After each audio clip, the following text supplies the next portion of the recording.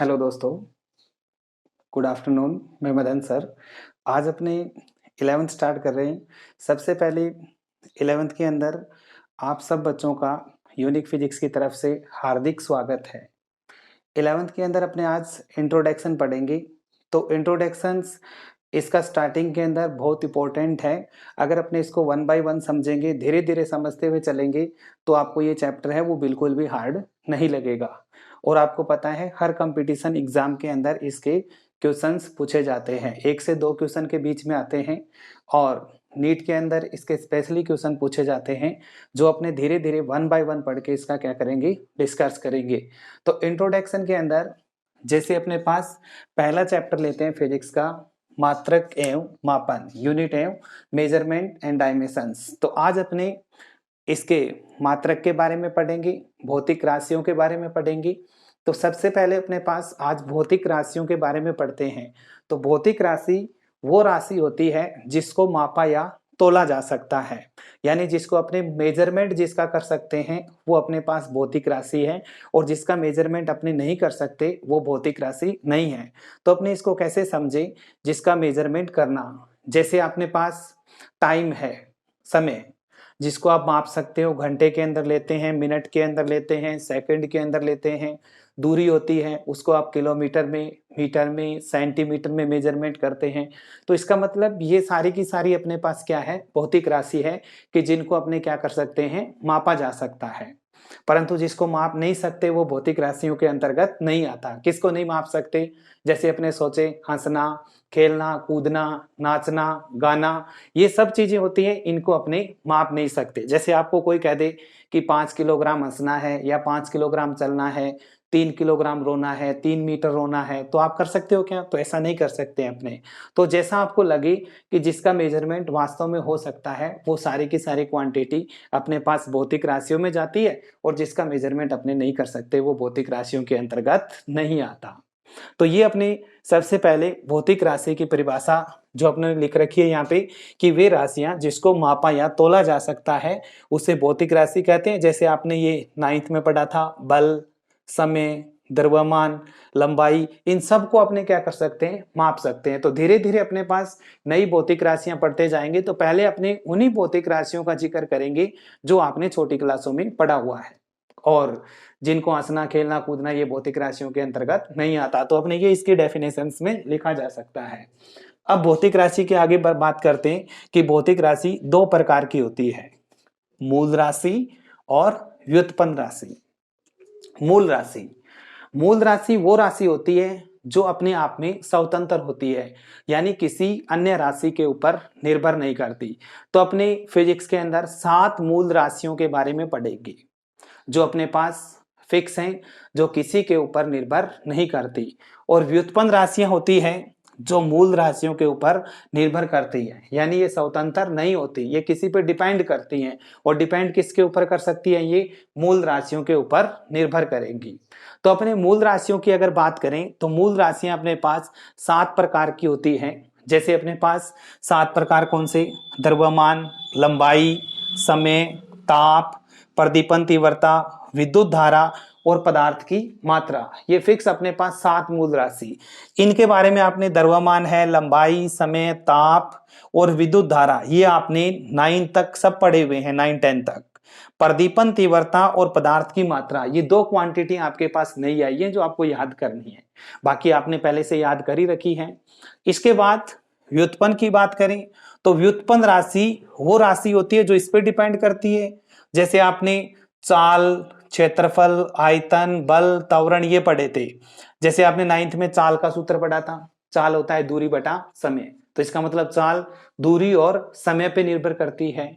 जैसे बल का पढ़ा था, द्रव्यमान इंटू त्वरण, तो इसका मतलब बल द्रव्यमान और त्वरण के ऊपर निर्भर करता है। तो इसका मतलब ये अपने आप पे, खुद अपने आप पे सेल्फ डिपेंड नहीं है, ये किस पे डिपेंड कर रहा है, इस मूल पे, यानी इस फंडामेंटल क्वांटिटी पे डिपेंड कर रहा है। तो ये अपने पास फंडामेंटल होती है, और ये अपने पास ड्राइव्ड क्वांटिटी यानी मूल राशि और व्युत्पन्न राशि।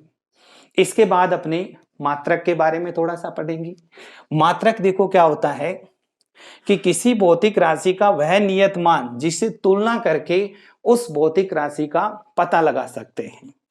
कैसे? जैसे मान लो एग्जाम्पल के रूप में मैंने लिख दिया 5। क्या आप ये बता सकते हैं कि मैं किसका जिक्र कर रहा हूं यहां पे?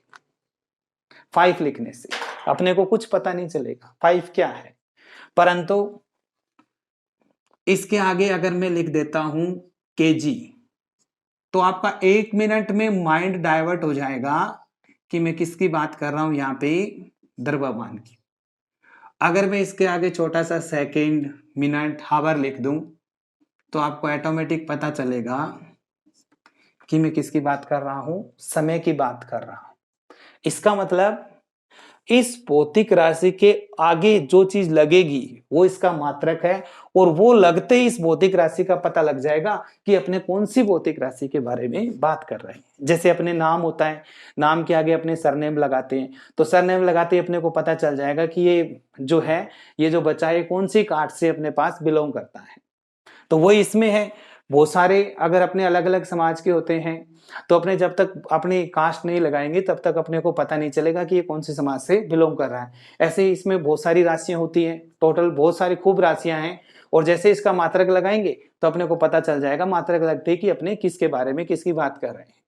जैसे मैं आपको कह दूं समय है, समय आपको पता है कि घंटे में होता है, मिनट में होता है। कभी आपने ऐसे पढ़ा कि समय 5 मीटर हो गया? नहीं पढ़ा कभी। क्यों? क्योंकि अपने को पता है, अजीब सा लग रहा है। क्यों? क्योंकि मैंने स्टार्टिंग से ये पढ़ रहे हैं कि मीटर है वो किसके यूनिट से अपने पास दूरी की है। तो यही बात है अपने पास। तो अपने धीरे धीरे जैसे पढ़ेंगे सब कुछ अपने को धीरे धीरे क्लियर होता रहेगा। अब अपने पास दूसरी बात है कि मात्रक का जब अपने चुनाव करते हैं, मात्रक को चुनते हैं, तो अपने को किन किन बातों का ध्यान रखना चाहिए। तो अपने पास फर्स्ट है सर्वमान्य। ऐसे मात्रक लेंगे जो आपके पास सभी जगह मान्य होने चाहिए। ये नहीं कि यहां पर ये मात्रक का मतलब अलग निकल रहा है, केजी है, और आप जैसे दूसरे डिस्ट्रिक्ट में या दूसरे स्टेट में चले जाओगे तो उस मात्रक का केजी का मीनिंग कुछ और ही निकल रहा है। ऐसा नहीं, यानी सभी जगह वो सभी जगह क्या होने चाहिए, सर्वमान्य होने चाहिए। दूसरा है स्पष्ट रूप से परिभाषित होने चाहिए। ये नहीं कि अपने पास किसी अनपढ़ के समझ में आ रहा है, किसी के नहीं आ रहा। तो यानी सबको उस चीज का क्या होना चाहिए, समझ में आना चाहिए। जैसे अपने अनपढ़ भी टाइम देख लेता है, हम भी पढ़ा हुआ है वो भी टाइम देख लेता है, तो यानी सबको क्या होता है, समझ में आ जाना चाहिए। उपलब्धता, उसकी उपलब्धता ऐसी होनी चाहिए कि वो आसानी से प्राप्त करने योग्य होना चाहिए। जैसे मान लो आसानी से प्राप्त करने योग्य नहीं हो, तो जैसे आपने 1 केजी की बात करते हैं, अगर हाफ केजी का वेट नहीं होता अपने पास तो अपने हाफ केजी मेजर किससे करते?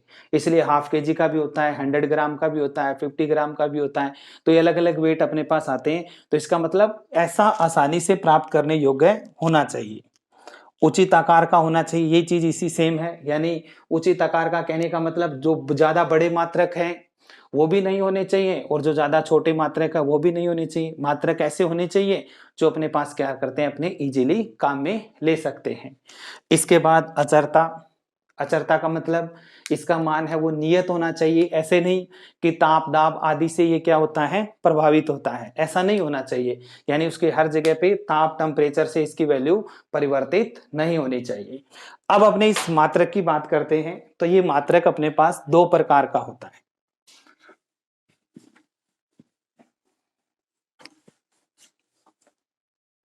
तो मात्रक की बात करें तो मात्रक अपने पास 2 प्रकार का है।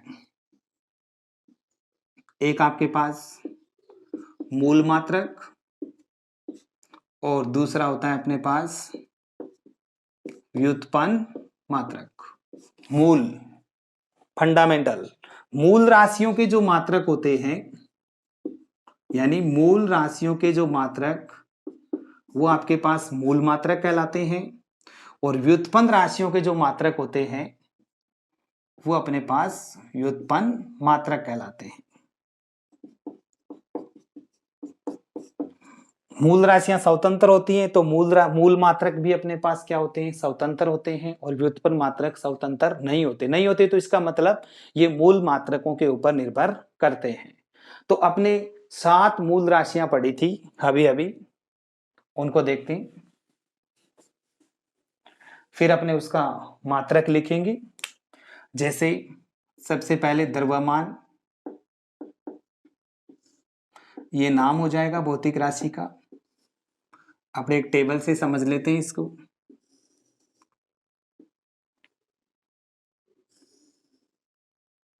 यहाँ पे अपने सीरियल नंबर लगा देते हैं, फर्स्ट क्वांटिटी, सेकंड अपने पास समय ले लेते हैं, थर्ड अपने पास द्रव्यमान, समय, थर्ड अपने पास लंबाई ले लेते हैं, 4 नंबर अपने पास ताप ले लेते हैं, 5 नंबर विद्युत धारा ले लेते हैं, 6 नंबर और 7 नंबर। 6 नंबर पे मैं पदार्थ की मात्रा ले लेता हूं और फिर मैं ले लेता हूं प्रदीपन तीव्रता। तो अपने पास नाम आ जाएगा यहाँ पे, नाम के बाद अपने इसका मात्रक लिखेंगे, मात्रक के बाद इसका संकेत लिखेंगे, किस किस संकेत से इसको डिनोट करते हैं। तो देखिए मात्रक द्रव्यमान किलोग्राम होता है अपने पास, समय का सेकेंड, लंबाई का मीटर, ताप का केल्विन, विद्युत धारा का एम्पियर। यहां तक आपने 9th में पढ़ा हुआ है, 9th और 10th में। पदार्थ की मात्रा और प्रदीपन तीव्रता, पदार्थ की मात्रा को मोल में मेजरमेंट करेंगे और एक अपने पास यहां से क्या बचता है, प्रदीपन तीव्रता। प्रदीपन तीव्रता को अपने कैंडेला में रिप्रेजेंट करेंगे। अब इसके सिंबल लिखेंगे, किलोग्राम होता है उसको अपने केजी से डिनोट करते हैं, सेकंड होता है उसको अपने एस से, मीटर को अपने स्मॉल एम से, इसको स्मॉल एस से, केल्विन को अपने के से, एम्पियर को अपने ए से, मोल को अपने एम ओ एल से और कैंडेला को अपने पास सी डी से डिनोट करेंगे। तो यानी अपने इंट्रोडक्शन में अभी अभी क्या देखा है, दोबारा रिपीट कर देता हूं मैं। भौतिक राशि पढ़ी है कि वो भौतिक राशियां जिसको मापा तोला जा सकता है, 2 प्रकार की होती है, मूल और व्युत्पन्न। तो मूल राशि वो राशि है जो अपने आप स्वतंत्र होती है, व्युत्पन्न राशि जो मूल राशियों पर निर्भर करती है। मात्रक पढ़े हैं, मात्रक का उपयोग करते समय किन बातों का ध्यान रखना चाहिए, और मात्रक 2 प्रकार के होते हैं, मूल मात्रक और व्युत्पन्न मात्रक। मूल राशियों के मात्रक मूल मात्रक, व्युत्पन्न राशियों के मात्रक व्युत्पन्न मात्रक। और अपने राशियां कितनी है, 7 प्रकार की जो मूल राशि है, और अपने पास जो व्युत्पन्न राशि है वो इसके अलावा जितनी भी अपने पढ़ेंगे वो सब अपने पास किस में काउंट हो जाएगी, व्युत्पन्न राशियों में। अब अपने इसके बाद मात्रक पद्धतियां पढ़ेंगे।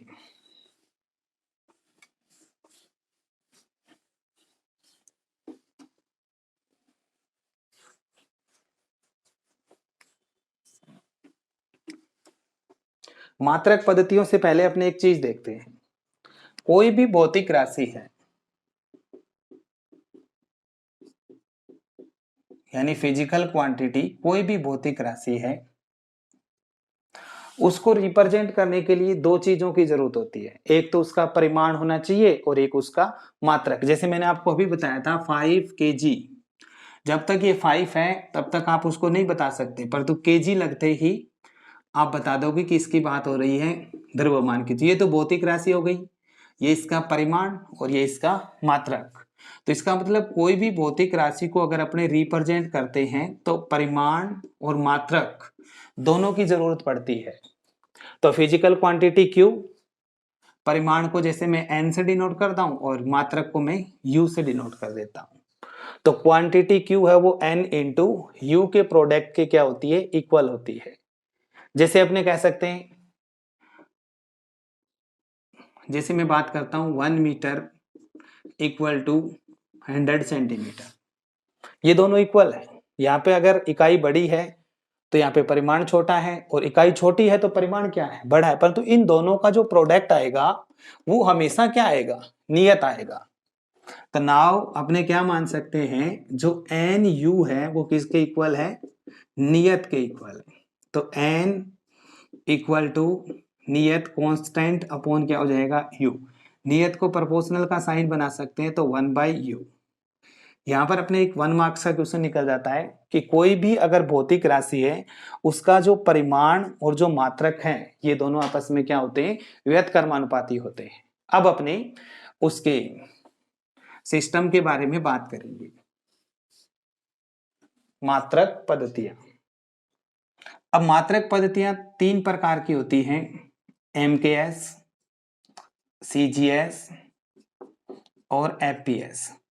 वैसे एक SI भी होती है जो इसका ही प्रसार है अपने पास, तो अपने 3 ही पढ़ते एक बार, MKS, CGS और FPS। इसमें देखिए M पहले अपने पास लेंगे लंबाई, फिर आएगा इसमें द्रव्यमान और फिर आएगा इसमें समय। तो अपने अगर इसमें बात करें MKS, लंबाई, लंबाई M का मतलब मीटर, तो MKS पद्धति की बात करेंगे तो लंबाई हमेशा मीटर में आएगी। द्रव्यमान अपने पास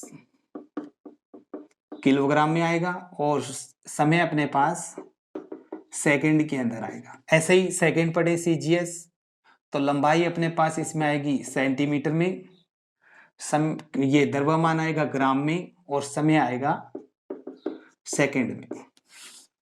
इसके बाद FPS के बारे में बात पढ़ेंगे।